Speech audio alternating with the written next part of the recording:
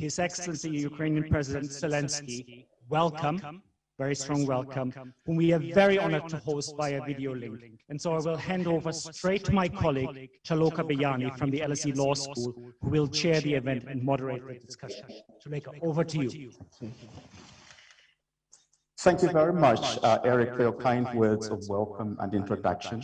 It is now my singular honor to be able to invite His Excellency President Volodymyr Zelensky to give his address. Mr. President, please.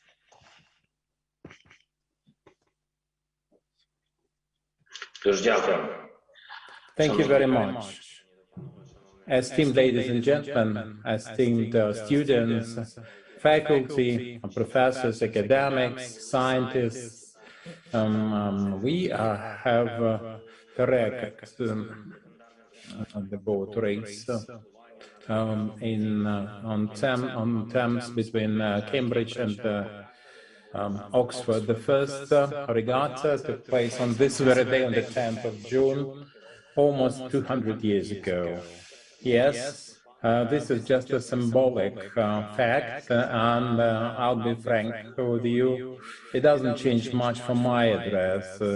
I can compare this with Ukraine, with us swimming against the current, and our country is trying to fight the Russian warships still afloat, and we would like to feel like we're not alone, that all the countries of the free world are in the same boat, and Ukraine does not have to, on the 107th day of war, to issue SOS signals for everyone. I can tell you more, but I do not want this address to last for 16 minutes, 19 seconds, like the old record 200 years ago.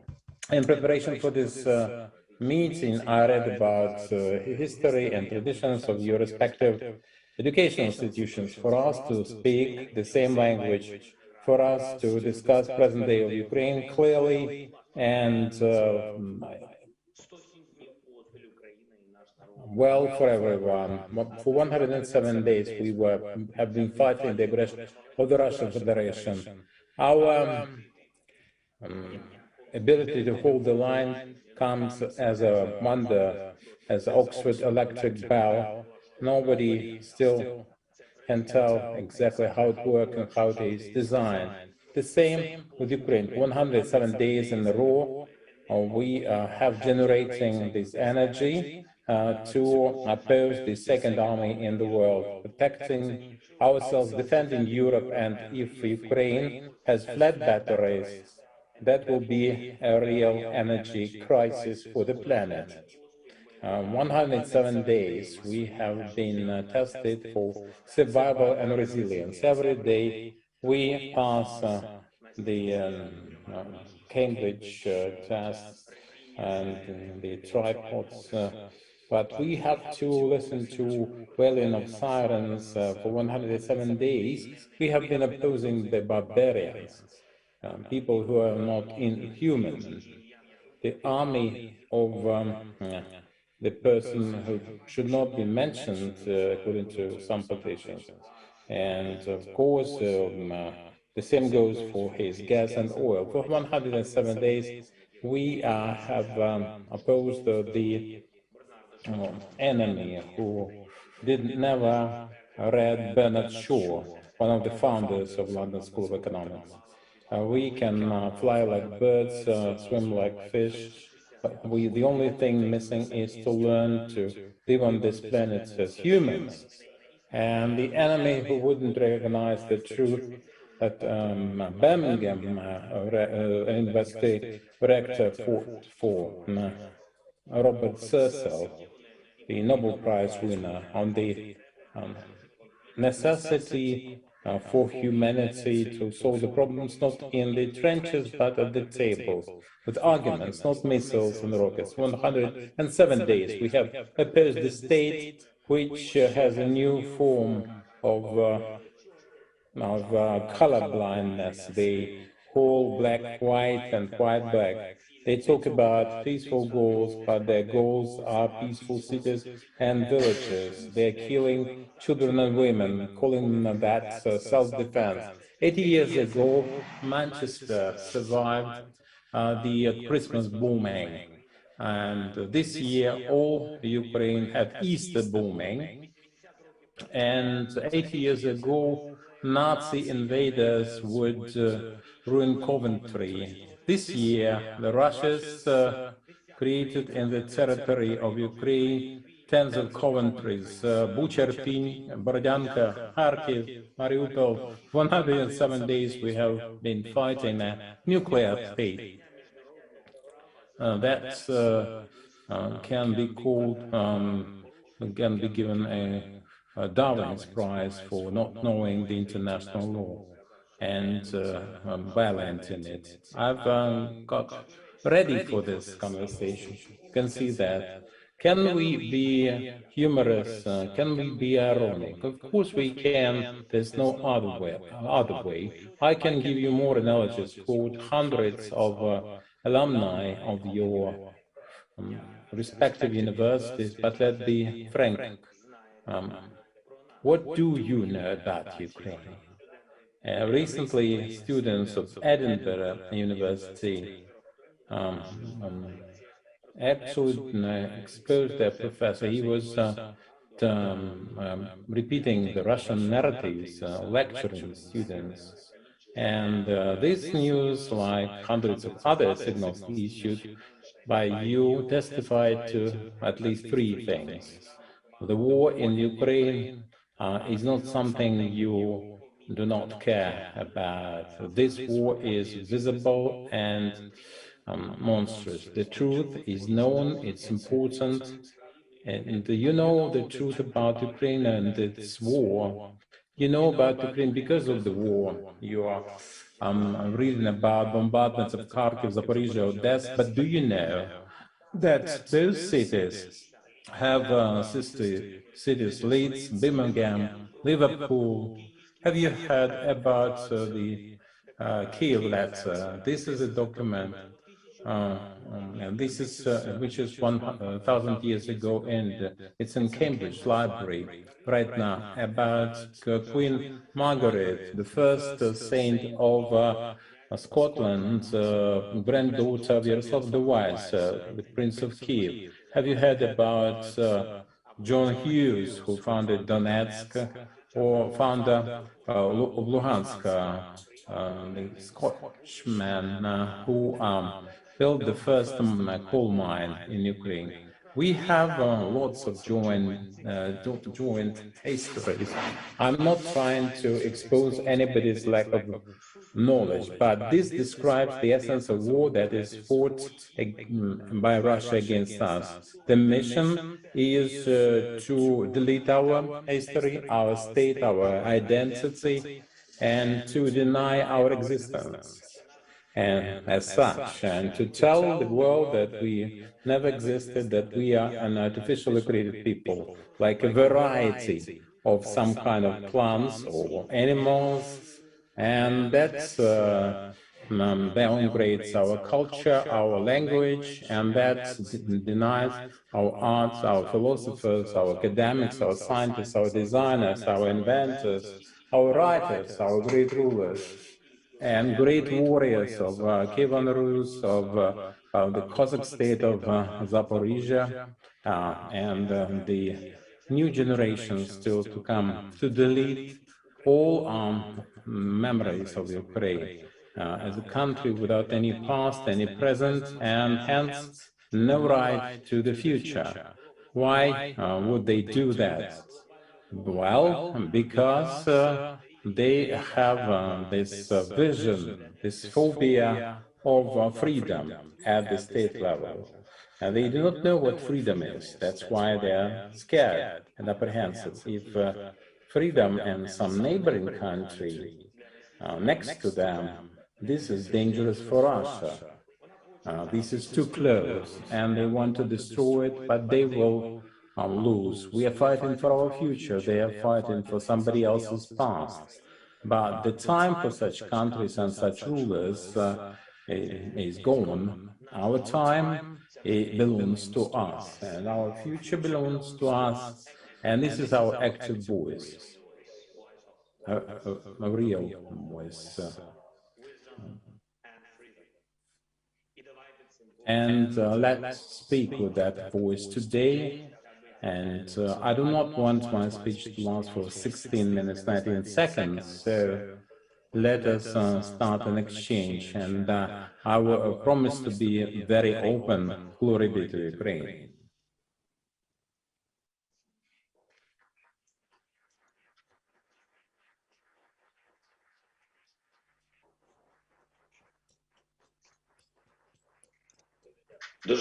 Thank you very much.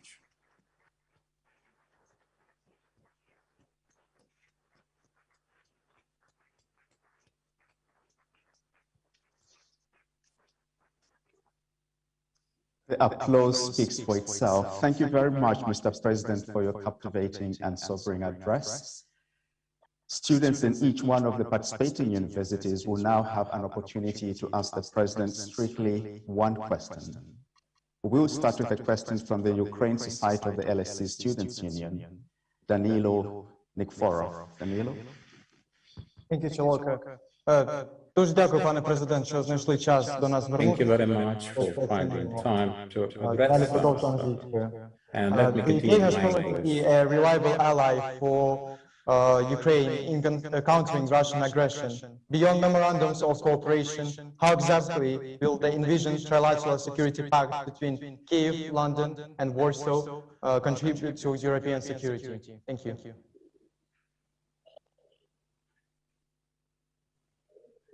Mr. President, please. Thank you very much for this question. I heard some part of it, but I heard the key thing, the triangle, Kyiv, London, and Warsaw, and what kind of security, international security can it provide for the future of our region. And before I discuss the future, let's have a look at our present day with a full-scale war situation. Some alliances, some security dialogues and actions are spontaneous. They depend on the society and the leaders of the societies in specific countries. And this triangle is also self-propelled, self-induced. And in addition to history, we have that present situation from the very first day of the war.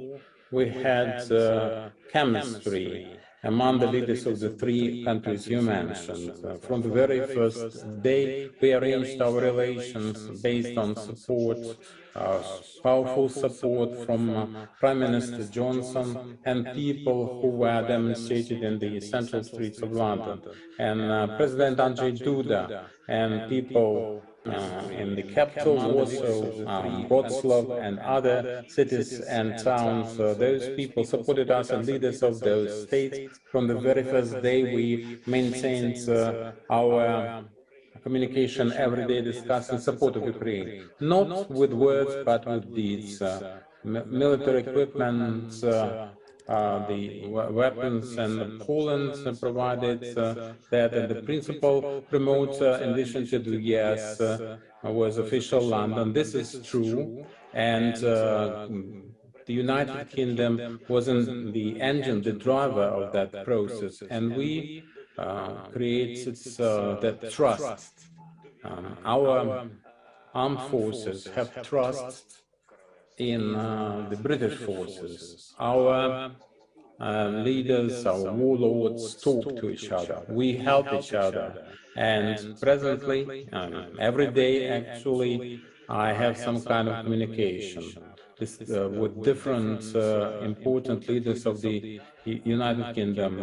And well, today, a couple of days ago, I talked to Prime Minister Johnson, and today here we have Minister of Defense of the UK, and there are many meetings at the ministerial level, and the assistance is coming.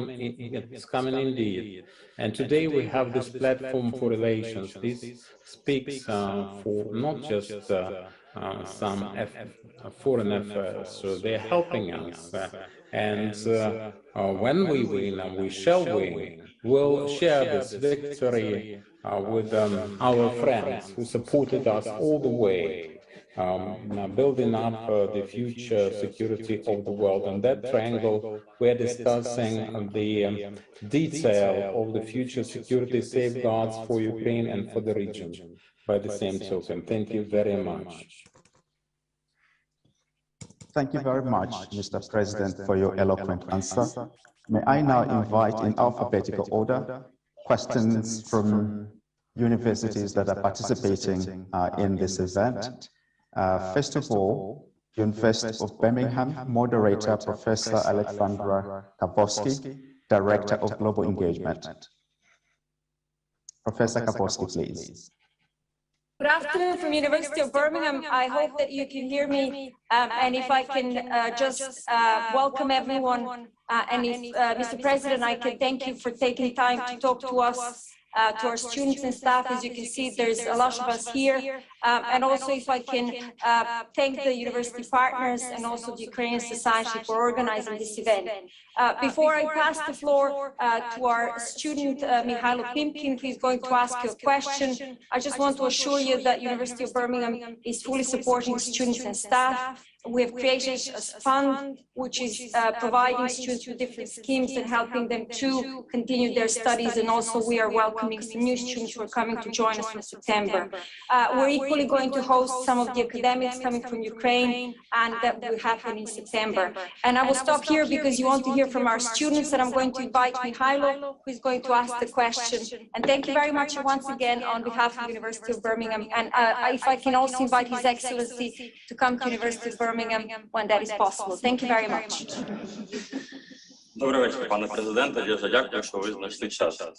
Hello, Mr. President. Thank you for finding the President time. talked about considering removing all old houses, all Soviet houses, especially in devastated areas. It is just an idea, or are there any development plans for reconstructing our country? Thank you.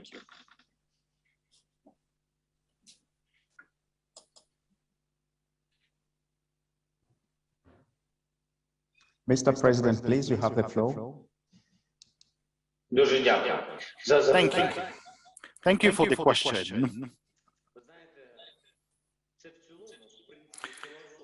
You know, this is the philosophy of a big project that covers the renovation and rebuilding of our country. It covers a lot of issues, physical and non-physical. The renovation and rebuilding of the post-Soviet buildings, it's not about only a quality of life, it's not only about these destruction and the damage caused by the aerial bombardment of Russian aircrafts, and we would need to rebuild it because people would need somewhere to live. It's all about rebuilding our country. It's all about restarting Ukraine. I want the people to return to their native streets and native cities, but that would be a different Ukraine, a Ukraine that has defended its independence, its future, and I want this future to be mentally different, not in the Stalin's age buildings, but in the independent Ukrainian environment. So that's what about this process, and that will be a large reconstruction, rebuilding process, a renovation of our country. Of course, I would like to say that we would be able to reconstruct all the buildings, but that would depend not only on our wishes, but on the financial support. But nonetheless, when we will start this large program, I believe that would be the movement that will become unstoppable until we finally rebuild everything. Again, thank you very much, Mr. President, for your insightful answer. We usually speak of the peace humanitarian development nexus, and you've laid it out for us. May I now invite the University of Cambridge moderator, President of the Cambridge Union, and advisedly use the word president with a small p here.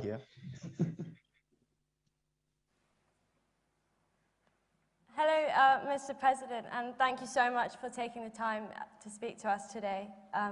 I'm Letty, a student of architecture and president of the Cambridge Union, where we are sat today and joined by a packed audience in your honour.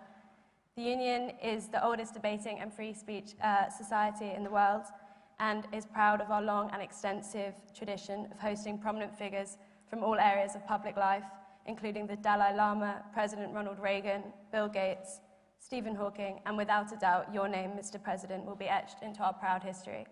I'll pass you on now to Oksana, President of the Cambridge University Ukrainian Society, who will be asking our question. Доброго вечора, пане президенте. I'm Oksana Hetman. I'm a student here at Cambridge University, and I have a question from our Ukrainian academic community, especially from people in international institutions. We believe that the future of our country is directly dependent on science, research, and education. And for us here, it is essential to ensure the highest level of professionalism and academic integrity. With this in mind, we are very curious if there are any personnel changes planned in the Ministry of Education due to the recently discovered issues with academic integrity of the minister himself. Are you planning any such changes in the near future?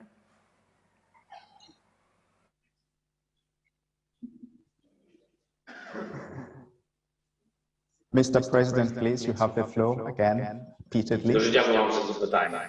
Thank you for this question.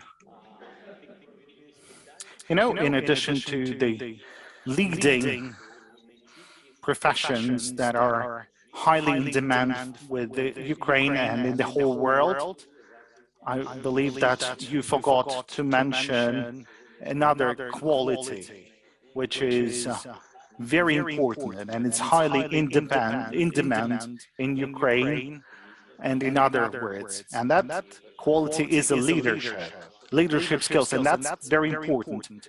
If I if I understood correctly, the last name, your last name is Hetman, so that's a surname of a true leader, and you truly understand that whenever someone is appointed to a senior position, that person has to be a leader, has to be focused on the fulfillment of the major goals. And we've started with the rebuilding of our country, and of course we'll be rebuilding and resetting the education.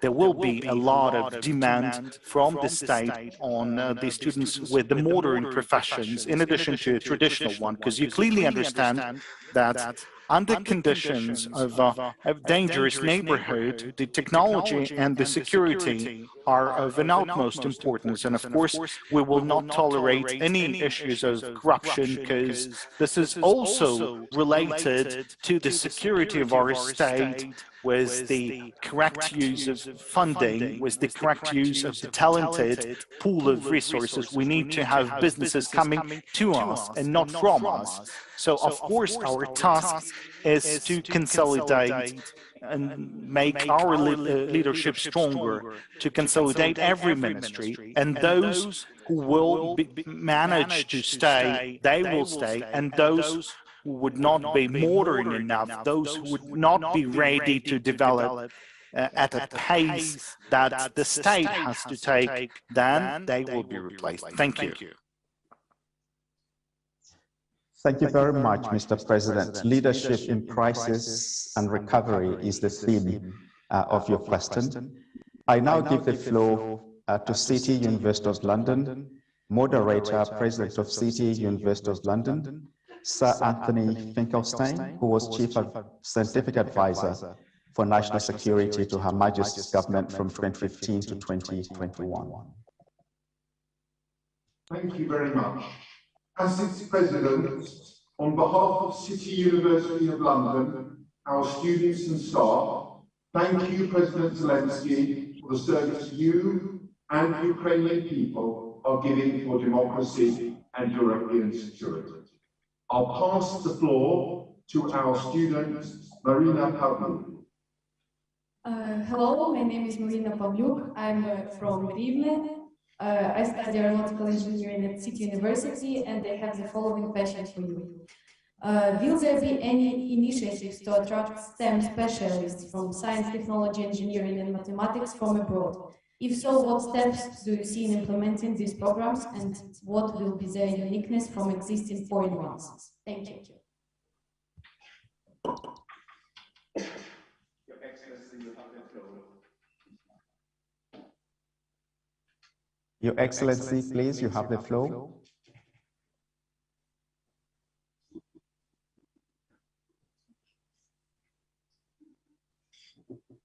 Marina, дуже дякую вам за запитання. Marina, thank you for the question. You know, we don't have the time. And today we are at war. And when we will be victorious, we will need to act swift. And I would like to underline, we need to have energy, we need to have modern technologies.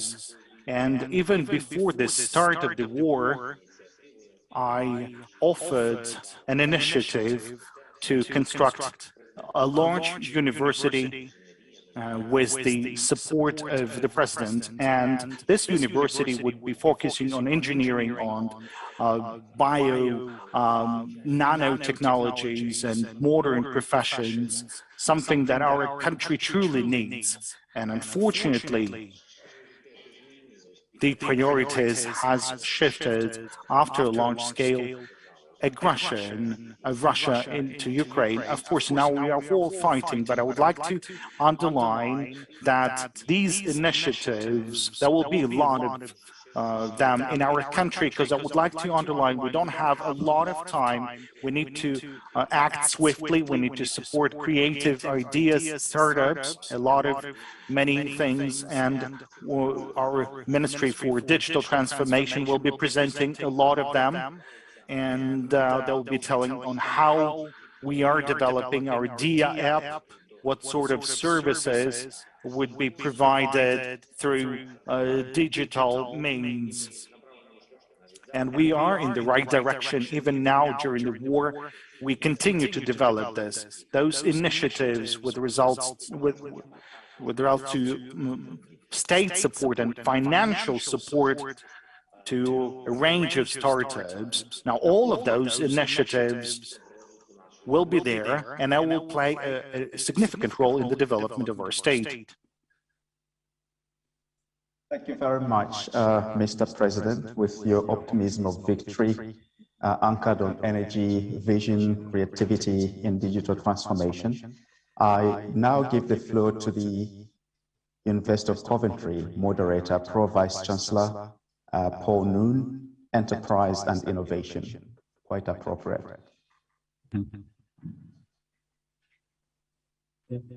Hello, Mr. President. It's my honor to welcome you to Coventry University. As you know, this city has faced the darkest of times itself and has welcomed refugees from across the globe. And our people, our communities stand shoulder to shoulder with the people of Ukraine.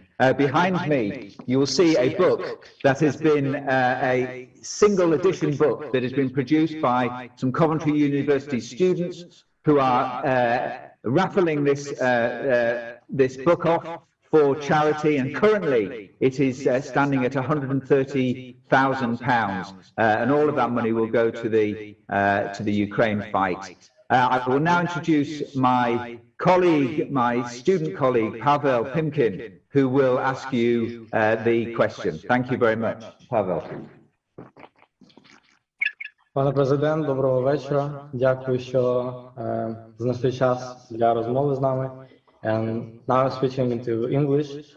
And Ukrainian students have been very active since the beginning of the war. They are joining the military forces, territorial defense, volunteering in different parts of Ukraine, even abroad. And I'm sure that after the end of the war, this activity only increase.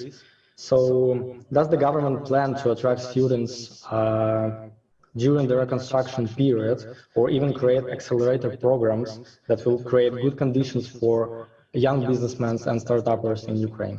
Thank you, Mr. President.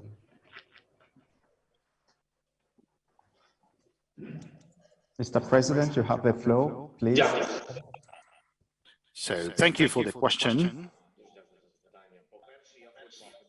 First of all, I would like to express words of gratitude for this book of assistance and support. That's a true reflection of solidarity. I would like to underline my personal feelings. It's not even the question about the money. The question is about the support and the openness. Now, going back to your question, there were several, in fact, questions, so let me try to answer them quickly. So, speaking about the support to young specialists and startups, well, I've already started answering those questions in the beginning, so there will be a lot of programs like that and special directions where the state is ready to support, and there will be certain amount of money that we're ready to allocate in support of young specialists who are creative or enthusiastic. So that's a separate program. But there is also a big program for you to understand that there will be a large demand for different professions for the youth. And you also need to understand the scale of the program to cover the rebuilding of Ukraine. What's the essence of this program? Well, first of all, the state today, and we are offering every state in the world to take patronage over a city, region, or an industry. So a certain country of the world will take a patronage over certain regions and cities. So they will be communicating experts to experts, students to students, and we'll start rebuilding our country so that every country would be proud that they worked together with Ukrainians on building Ukraine. Now that's the bigger essence, and so far a lot of countries are supporting my proposals, and they believe that there is a sense in doing so because Ukraine is defending the freedom, the human rights, the democracy for the whole Europe and the world, and now in return, and I think that's very just, that the whole world would be supporting and rebuilding Ukraine, so there will be a lot of work for everyone, and there will be a lot of places for those who would be willing to take them.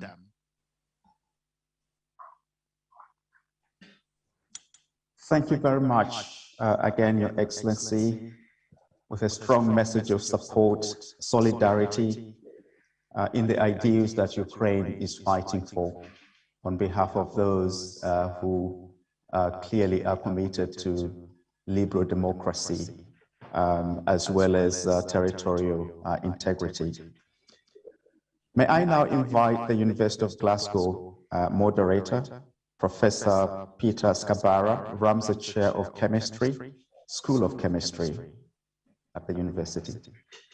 Greetings from Glasgow. It's a huge honor for me to address the President of Ukraine and also to represent the Society of Ukrainians at the University of Glasgow. Glasgow is extremely committed to give long-term support to Ukraine. We've twinned with the universities of Kyiv Mohyla Academy, Poltava State Medical University, and the Lviv National Medical University as well. In October, we'll be enrolling 120 or more than 120 displaced Ukrainian students for free. We will cover their fees, and we'll also cover their subsistence and accommodation as well. As a fellow of the Royal Society of Chemistry, I highlight their efforts as well, which are substantial in raising awareness of the current crisis in Ukraine by interviewing and publishing the impact of the war on industrialists and chemists. And I'd also finally like to add a message to the President and all Ukrainians on behalf of the local people in Scotland who have been incredibly generous in the many ways that they've supported Ukrainians. Від усіх нас Шотландії ми посилаємо нашу щиру любов і силу. Нехай наша гарна Україна, вся Україна, навіки залишається вільною.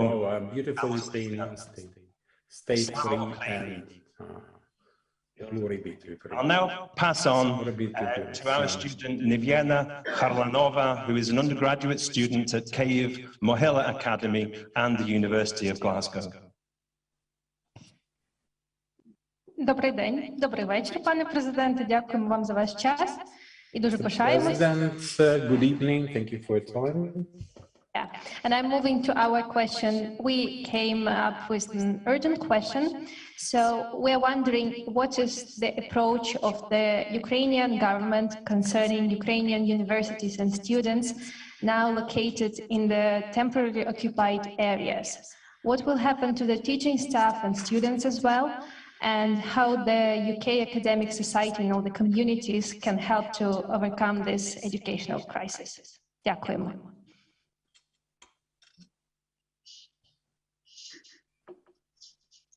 Дуже дякую. Thank you very much for this question. I would like to thank Glasgow for receiving our students, first of all. And thank you, Ukrainian students, for the demonstration of good educational level of knowledge, and you are representing our state. You are our ambassadors of our academy here. And now speaking of the tragedy, it's a real tragedy. I would like to use this specific notion.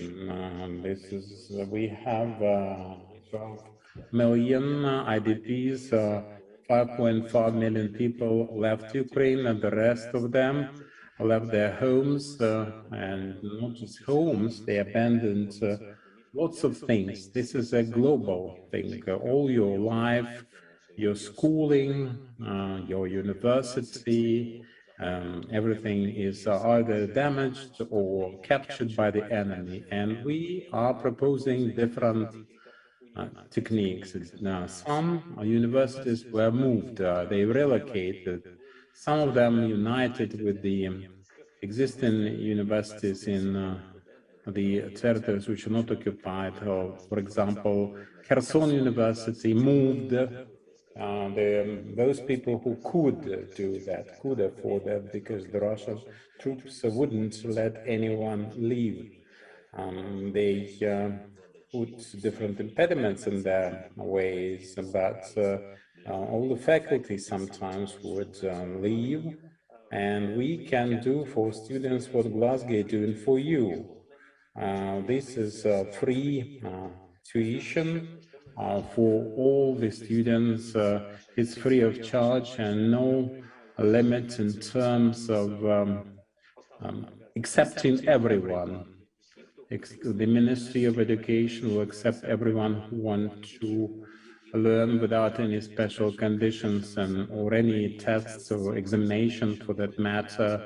If you are a young adult, and you are young adults, and you come to the territory which is not under occupation, you have many problems. You have to find accommodation, you have to find some income. So we are looking for temporary accommodation for some subsistence support and educational opportunities for those people. And we developed the online programs for the people who could not leave or cannot leave the occupied territories at this point. We have great challenges there. I'll be frank with you, because the Russian occupying force, the invaders, they cut off the internet, TV, the banking system in the occupied territories, so that people are living in the occupation and information vacuum. But I would like to tell you the most important thing is that what we want to do for our students and our scholars this autumn in many territories currently occupied.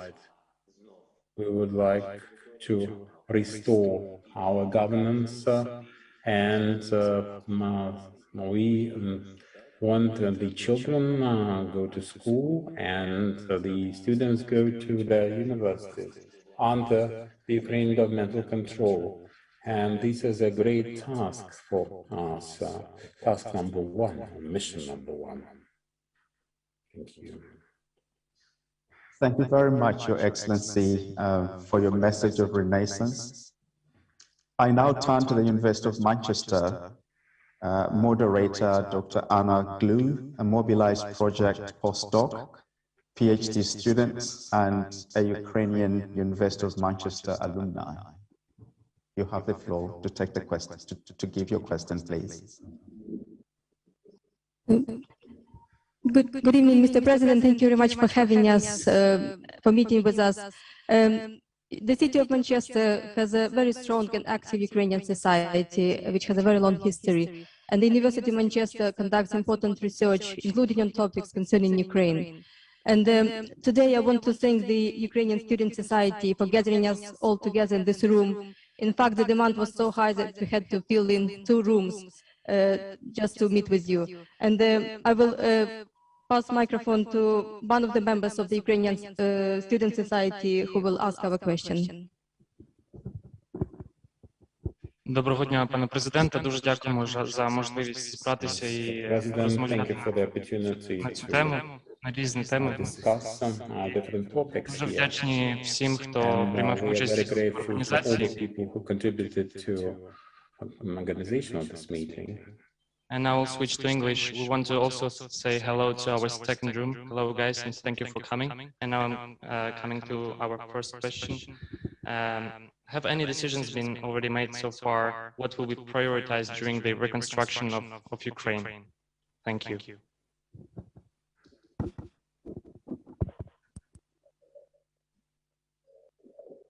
Your Excellency, please. Thank you very much for the question. First of all, we have to restore our territorial integrity. Let me be open there, because we want to rebuild our country, not on some parts of our territory, but all the territory that belongs to us. Secondly, we have to help to rebuild all the infrastructure. First of all, the residential housing, there will be lots of architectural designs and will provide houses for common people. And now already deoccupying our territory step by step, we start rebuilding the educational institutions so that on the 1st of September people can go back to school, back to kindergarten, or school or university for the students. So the second thing is education institutions, and the third objective is infrastructure. Without it, so we cannot leave. This is roads, this is critical infrastructure, bridges, and the crossings, the tunnels, and the rivers. This is a strategic decision that will be also implemented, because we have such a neighbor. We can finish this war today, and tomorrow they can try to do something evil against our state again. This is important. And then technologies, like I mentioned earlier, we are making a safe, a secure state. The streets should be secure, should be safe, with gas supplies, heating, lighting in the streets, along the roads, on the borders of our state. This is not just about architecture. This is also about technology, science, high-tech, and we'll have lots of such processes unfolding. I cannot say what will come first. Let me just repeat that we have little time, so we'll do things in parallel. We'll have to. Thank you very much, Your Excellency. Thank you very much, Your Excellency, for your illustrative answer. I now give the floor to the University of Oxford, moderator Professor Lionel Tarasenko, President of Rubin College, Artificial Intelligence and Machine Learning lead, and organizer of the Oxford University Graduate Scholarship Scheme for Ukraine refugees.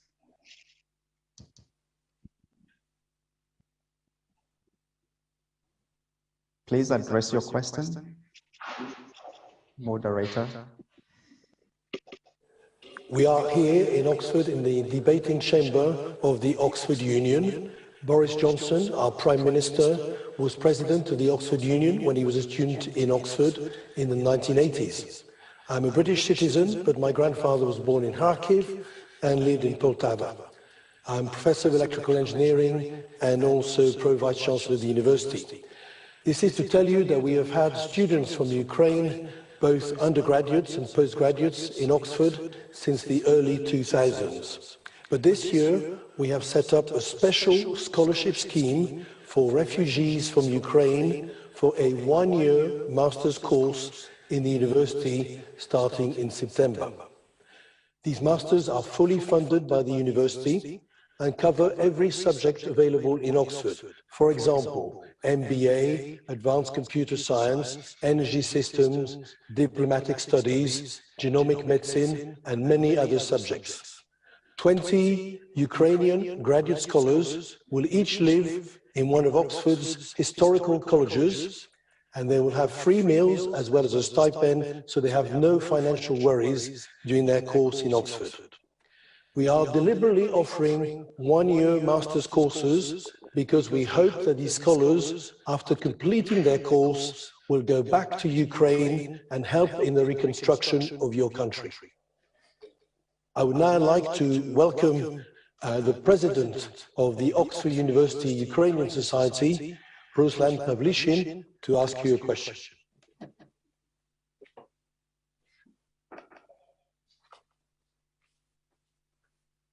Доброго вечора, пане президенте.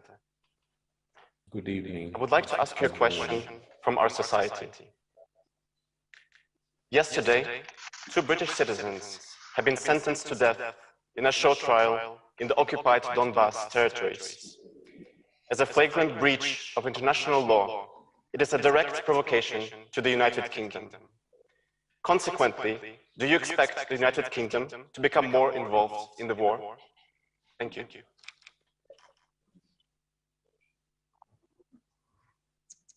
Thank you very much for your question, Your Excellency. Please take the floor.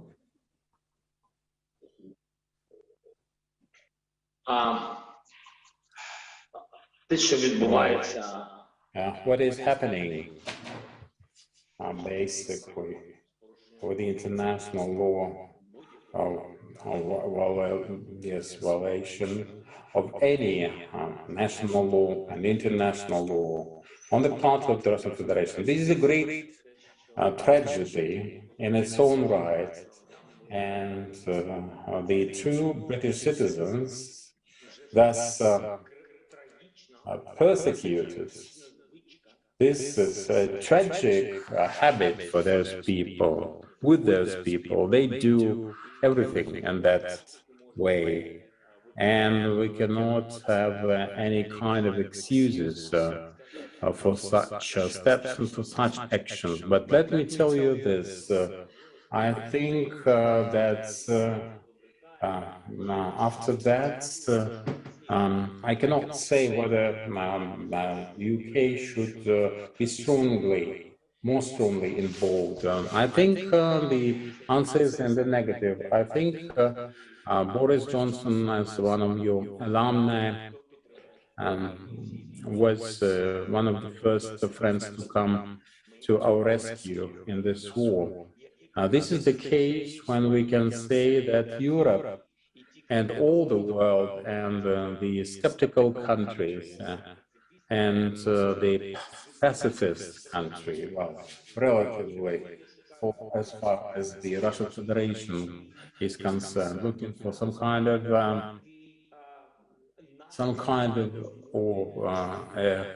compromise to preserve the business relations as much as possible. For those countries, this is a great signal. This is a very dangerous signal for anyone.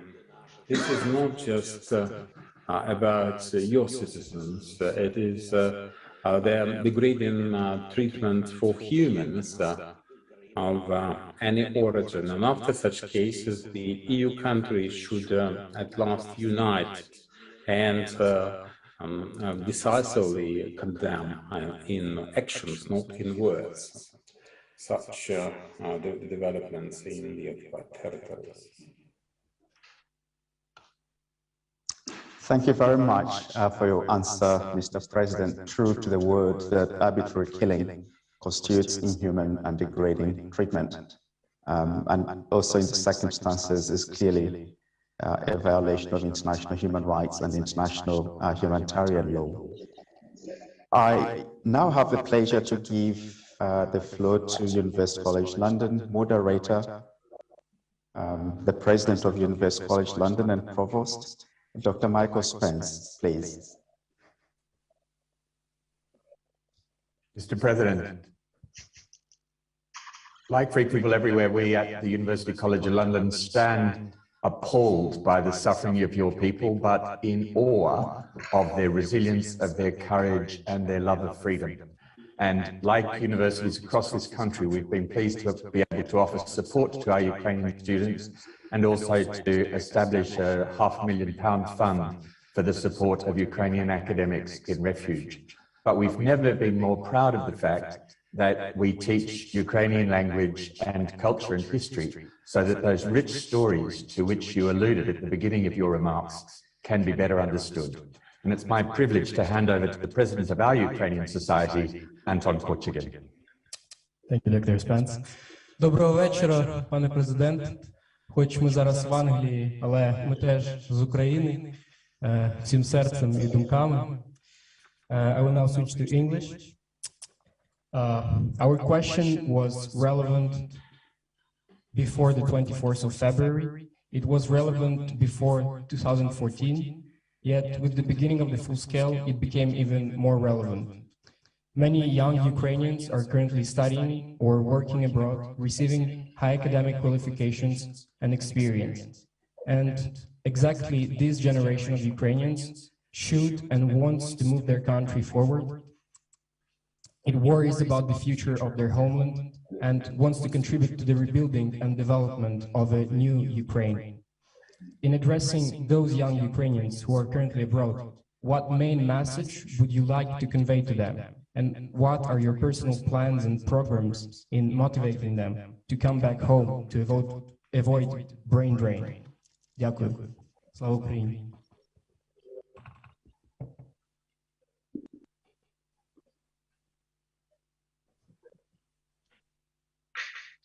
Так, дуже круте запитання. That's a great question and a difficult one to answer. Indeed, so first of all, I'd like to express words of gratitude to Dr. Mike Spence for the support that he mentioned, and I can see that, I can feel this support, and I deeply trust those people who support your language, your culture in the other countries by understanding that the more the person knows, then the more profound this person is. So we are grateful for this academic fund that you've established. Thank you, and thank your team. Now, going back to this question, as I've said, that's a difficult one.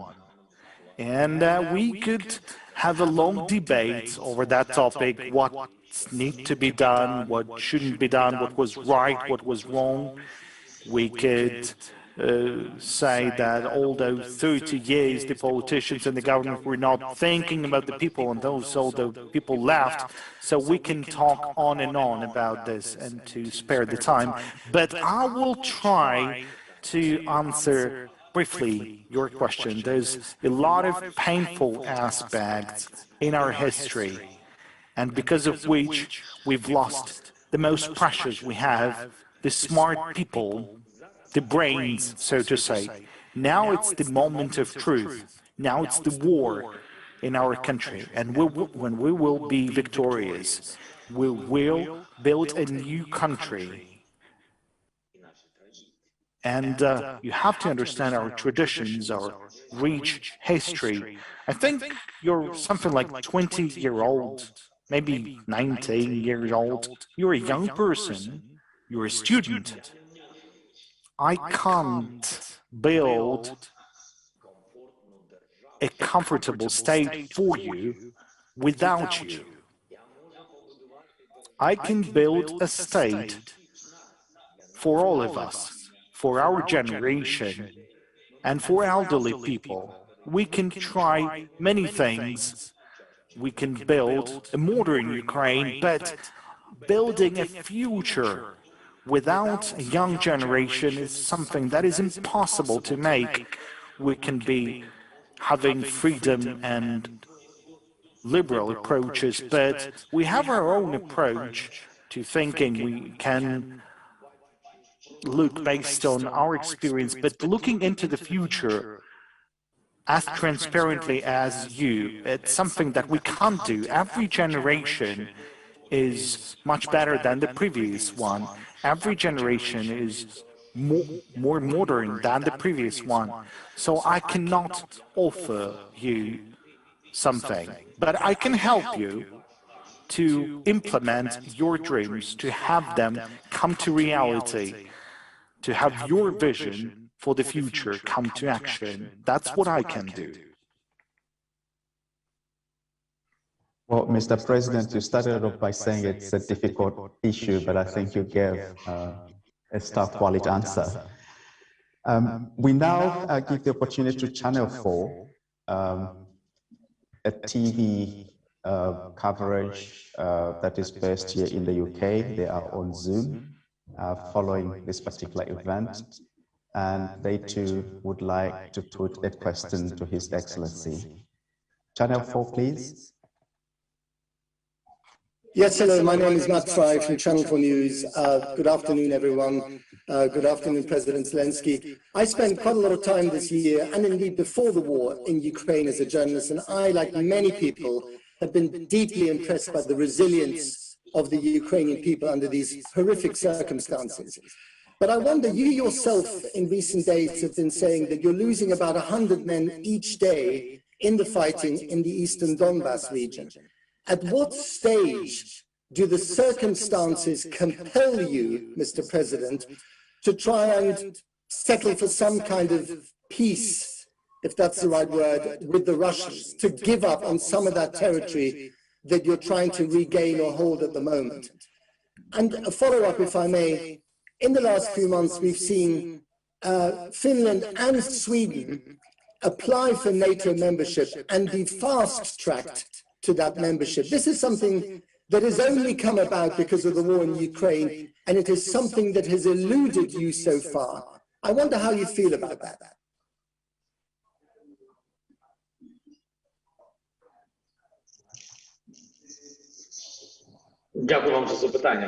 Thank you for the question.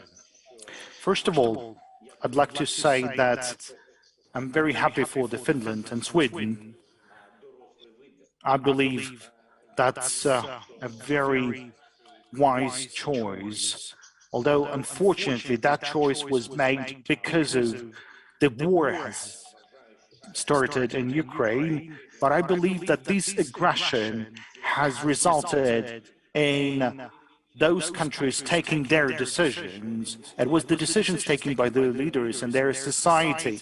They've decided to have this approach, and it will help them to defend their people in case of Russian aggression or in case of any other aggression by the entity who's disregarding the rights and international norms. So that's a large victory already that their society has accepted that decision, because a large percentage of people who support NATO has increased. Now, speaking about Ukraine, well, Ukraine wanted to have that before the aggression. Ukraine wanted to have that even before the war started in 2014, and we've publicly announced about this. Now, Speaking about my feelings, I can give you only one answer.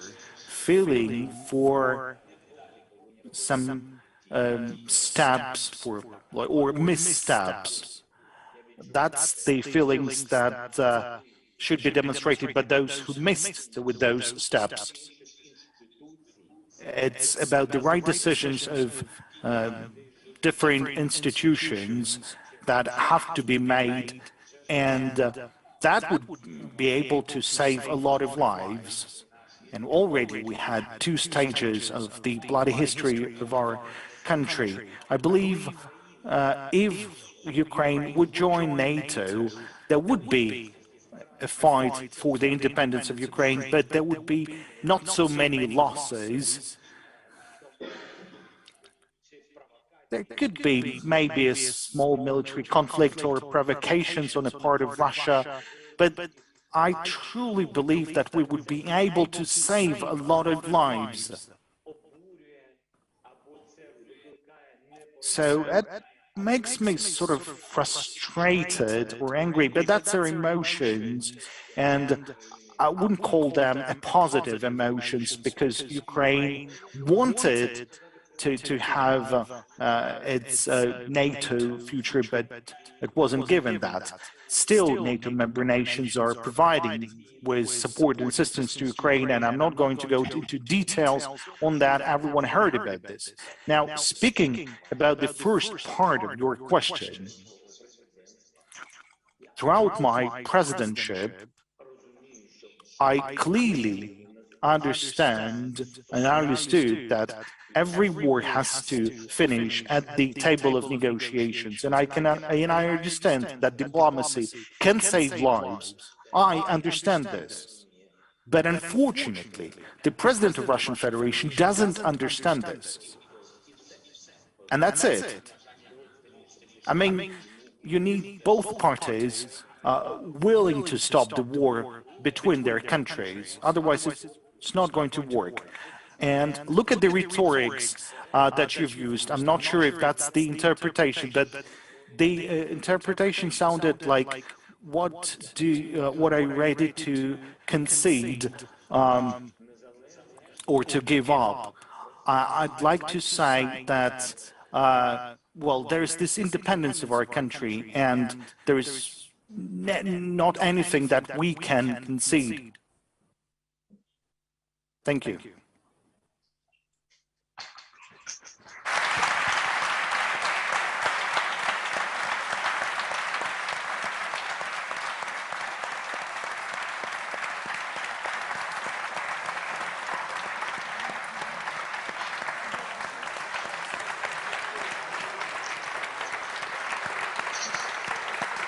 It's self-evident that your principled stand, Mr. President, has earned the appreciation and admiration and support of many. We do know that there are many demands on your time, but at the same time, the intellectual depth that has underlined this dialogue and exchange has inevitably led to further interest. And I would perhaps beg your indulgence if you have some 20, 30 minutes to spare for a further round of questions.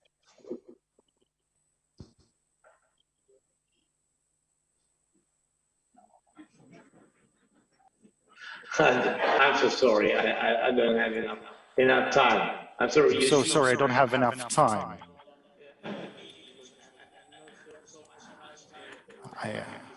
I've turned into English because now I don't have the time even to spare that for the interpretation. So.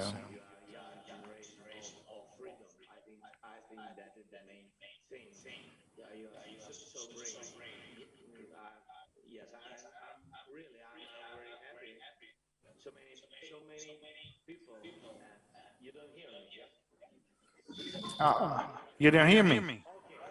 Okay. So it wasn't bad English. So can you hear? Can you hear now? Okay, you don't hear.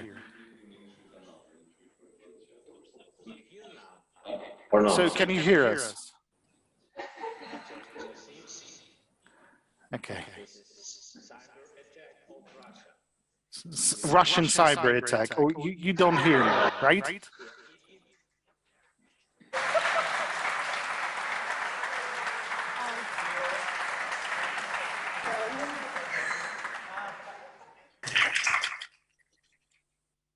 I'm sorry. I said that at least at the end.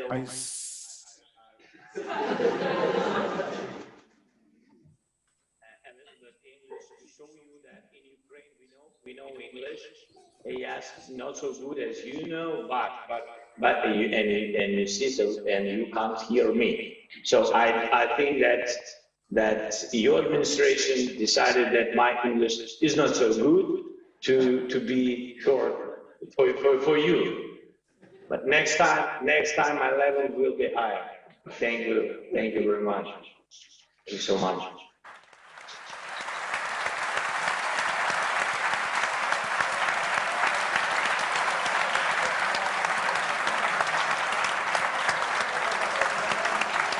Thank you so much. All the best.